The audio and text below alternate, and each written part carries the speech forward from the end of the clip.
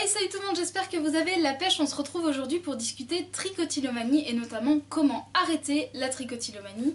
Au fur et à mesure des années, j'ai essayé énormément de choses pour arrêter la trichotillomanie.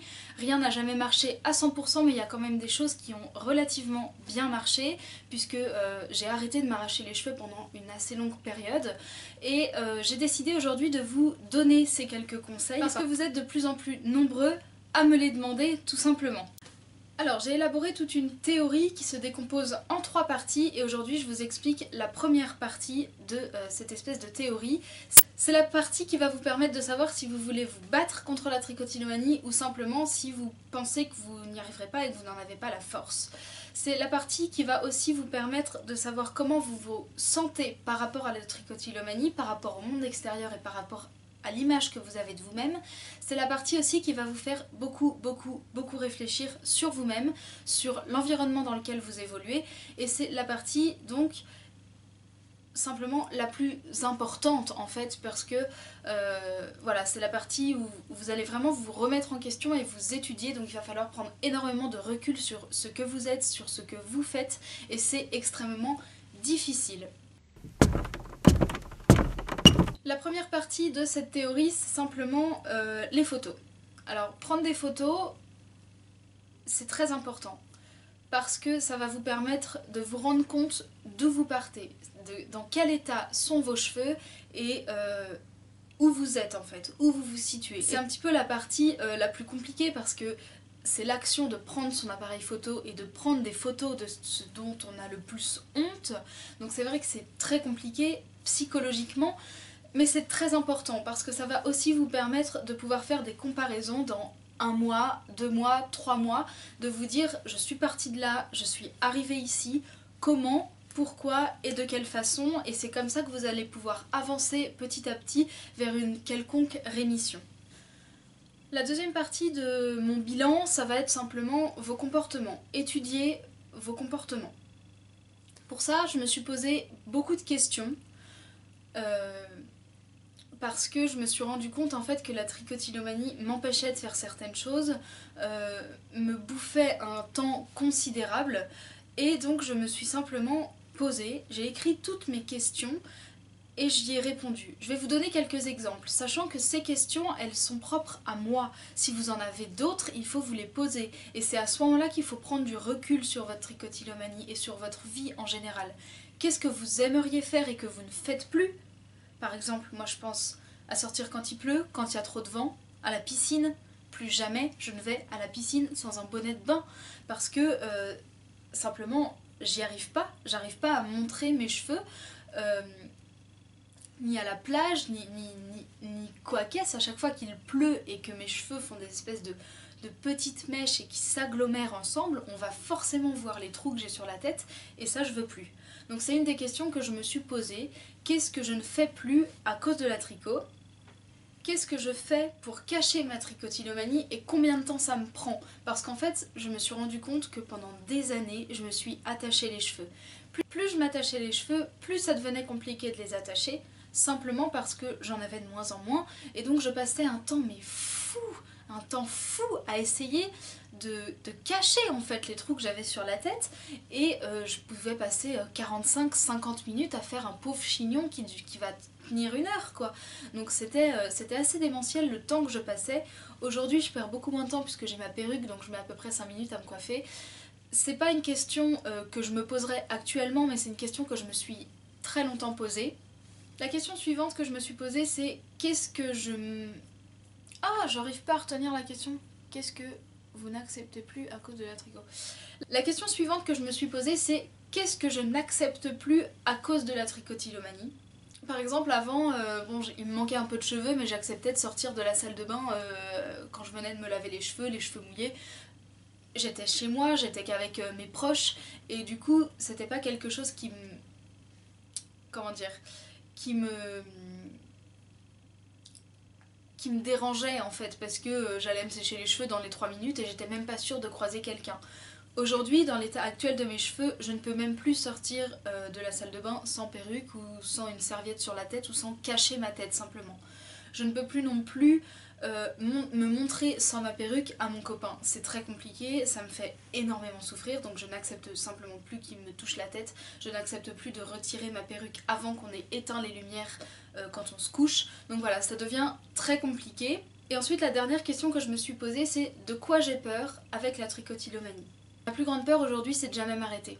Et j'ai aussi extrêmement peur que les gens me rejettent à cause de ça, ce qui a déjà été le cas par le passé, plus aujourd'hui parce que je sais l'amener, mais c'est vrai que j'ai encore peur de ça.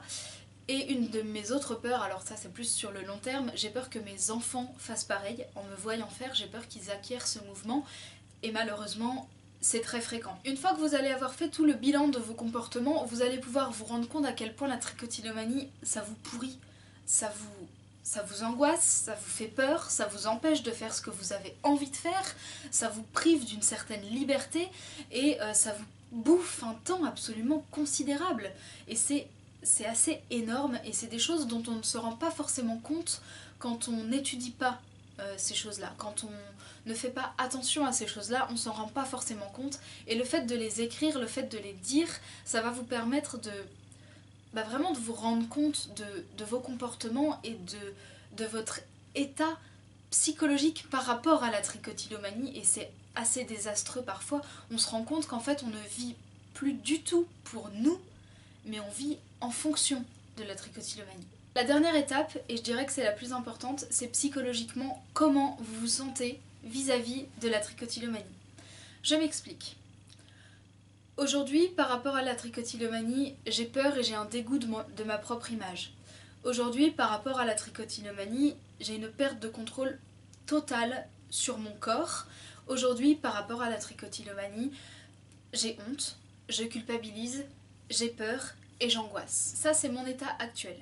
Ça l'a pas toujours été. Des fois, par rapport à la tricotylomanie, je me sentais très bien. Ce que je veux dire, c'est que faire tout ce cheminement entre les photos, se rendre compte de tout ce que la tricotylomanie nous bouffe, c'est pas forcément négatif. En fait, ce qui va devenir négatif, c'est quand vous allez vous dire que ça vous dérange. Est-ce que perdre du temps le matin pour vous coiffer, ça vous dérange? Est-ce que ne plus sortir avec vos amis sous la pluie ou aller à la piscine ou à la plage, ça vous dérange? Est-ce que vous avez peur? Est-ce que vous avez des craintes vis-à-vis de la tricotylomanie? Si vous en avez pas, alors vis-à-vis de votre tricotylomanie, vous vous sentez bien. C'est-à-dire que c'est pas une honte d'être tricotylomane. Aujourd'hui, s'arracher les cheveux, pour moi, dans ma vie de tous les jours, c'est devenu complètement banal, complètement normal. Et pourquoi on devrait avoir honte et peur de quelque chose qui est devenu normal et banal? Ce que je veux dire, c'est qu'il y a plein de gens qui vont vous critiquer et il y a plein de gens qui vont ne pas comprendre pourquoi vous faites ça. Mais si vous vous sentez bien vis-à-vis de la tricotylomanie, alors pourquoi changer? Ce que je veux dire, c'est que cette troisième étape, elle va vous permettre de savoir si vous voulez vous battre contre la tricotylomanie ou si la tricotylomanie vous dérange pas. C'est-à-dire que se battre, c'est dur, c'est compliqué. Il y a des hauts, il y a des bas, des fois vous allez criser, des fois vous allez simplement avoir envie de mourir parce que vous n'y arrivez pas, parce que c'est trop dur, parce que vous ne vous en rendez pas compte, parce que vous avez envie de baisser les bras. La rémission, c'est compliqué parce que c'est une bataille de soi-même contre soi-même. Et c'est ça qui est très difficile. C'est-à-dire qu'il y a beaucoup de gens qui vous disent « quand on veut, on peut ». Bah non, pas avec la tricotylomanie. Même quand vous voulez, vous pouvez pas forcément. C'est comme si vous demandez à une anorexique et que vous lui disiez droit dans les yeux « de toute façon, c'est pas compliqué, t'as qu'à manger ». Bah non, ça marche pas comme ça. Ça marche pas comme ça parce que c'est psychologique et parce que vous vous en rendez pas forcément compte et parce que c'est difficile de se dire « j'arrête ». Parce que psychologiquement, vous en avez besoin. Donc la rémission, c'est dur, c'est long et c'est tortueux. Et vous avez le droit, et c'est pas une honte, de dire « bah non, j'ai pas envie de me battre. J'ai pas envie de subir cette douleur profonde que je vais éprouver quand je vais m'arrêter. J'ai pas envie de me faire subir et de me torturer à ce point. Aujourd'hui, la tricotylomanie ne me dérange pas, donc en fait, j'ai simplement pas envie d'arrêter. » C'est ça qu'il faut que vous compreniez. Aujourd'hui, si je fais cette vidéo et si je vous dis que la première étape de ma théorie, c'est la plus importante, c'est parce que c'est à ce moment-là où vous allez vous dire j'ai droit de pas me battre, j'ai droit d'assumer qui je suis et j'ai droit de le dire. La trichotillomanie ne me dérange pas. La trichotillomanie ne m'empêche pas d'être qui je veux être. Aujourd'hui, pour moi, c'est pas le cas. Aujourd'hui, j'ai envie de me battre parce que j'ai envie d'être libérée de ce poids, parce que j'ai envie d'avoir une vie normale, parce que j'ai envie d'être libre et parce que la trichotillomanie me dérange. Mais c'est pas le cas pour tout le monde. Et c'est cette question qu'il faut que vous vous posiez à la fin de ce bilan. Est-ce que j'ai envie de me battre ou est-ce que j'en ai rien à faire? Et vous avez le droit d'en avoir rien à faire. C'est pas une honte. Voilà, sur ce, j'espère que ça vous a plu et que cette première étape vous permettra de, de faire le point sur vous-même et faire le point de votre situation. Je pense encore une fois que c'est l'étape la plus importante. Sur ce, moi je vous dis à bientôt pour de prochaines vidéos. Ciao!